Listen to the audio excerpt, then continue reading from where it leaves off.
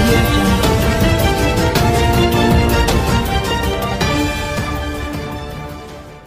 పిచ్చిగా ఏ విధంగా లీకులు ఇవ్వటం కానీ ఏ విధంగా ట్విట్టర్లో ట్వీట్లు చేయటం కానీ వాళ్ళ ప్రెస్ మీట్లు చూస్తేనే మీకు అర్థమైపోతుంది.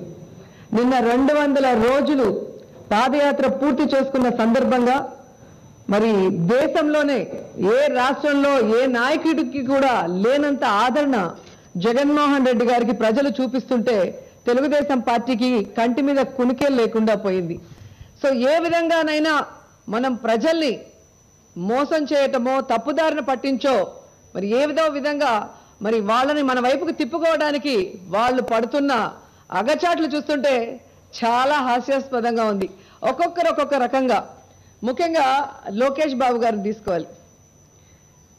ఆయన ట్వీట్లు ఈ మధ్య ఎందుకంటే కెమెరా ముందుకు వస్తే తెలుగుదేశం పార్టీ పరువును తీస్తున్నాడు, తెలుగుదేశం పార్టీలో ఉన్న లొసుగులన్నీ తెలియకుండా బయట పెడుతున్నాడు. సో ఇలాంటి వారితో ట్వీట్లు పెడితేనే బెటర్ అని చెప్పి ఆయన కోసం ఒక 4గురిని అపాయింట్ చేసి ఆయన పేరు మీద ట్వీట్లు పెట్టించుకుంటున్నారో ఆయన పెడుతున్నారో నాకు అర్థం కాలేదు. కానీ ఈ ట్వీట్ చూస్తే మీకు మరోసారి అర్థమవుతుంది లోకేష్ అనేది పప్పు అని. ఎందుకంటే ఫ్లెక్స్ అనే కంపెనీ శ్రీ సిటీ SEZలో పెడుతున్నారు. SEZకి సంబంధించి మరి రాయితీలన్నీ కూడా కేంద్ర ప్రభుత్వమే ఇవ్వటం జరుగుతుంది, రాష్ట్ర ప్రభుత్వం ఏమీ ఇవ్వదు. కానీ మేము ఫ్లెక్స్ అనే కంపెనీ తీసుకొస్తే అన్ని పేపర్లో పెద్ద పెద్ద అక్షరాలతో రాశారు, కానీ సాక్షిలో చిన్నదిగా రాశారు, షేమ్లెస్ అంటున్నాడు. ఇతన్ని ఏమనాలో అర్థం కావట్లేదు నాకు. SEZ పెట్టింది రాజశేఖర్ రెడ్డి గారు.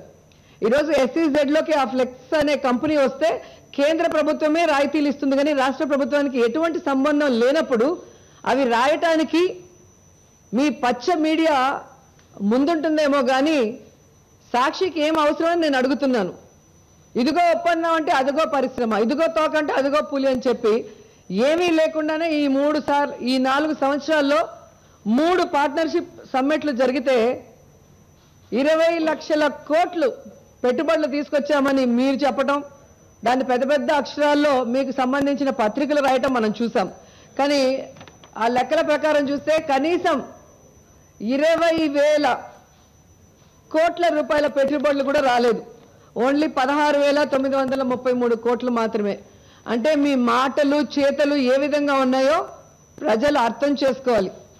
ఇన్ని రోజులు పప్పు అంటే విటమిన్ ఉండే పప్పు అనుకున్నారేమో కానీ అసలు ఇది విటమిన్ ఉండే పప్పు కాదు, గన్నేరు పప్పు అనేది ఇప్పటికే చంద్రబాబు నాయుడుకి అర్థమైపోయింది. అండ్ ఇప్పుడు నేను వస్తుంటే టీవీలో చూశాను. ఏంటండి వీడియో నచ్చిందా? అయితే ఓ లైక్ వేసుకోండి, లేదంటే ఓ కామెంట్ చేయండి. ఎప్పటికప్పుడు మా వీడియోస్ చూడాలంటే సబ్స్క్రైబ్ చేసుకోండి.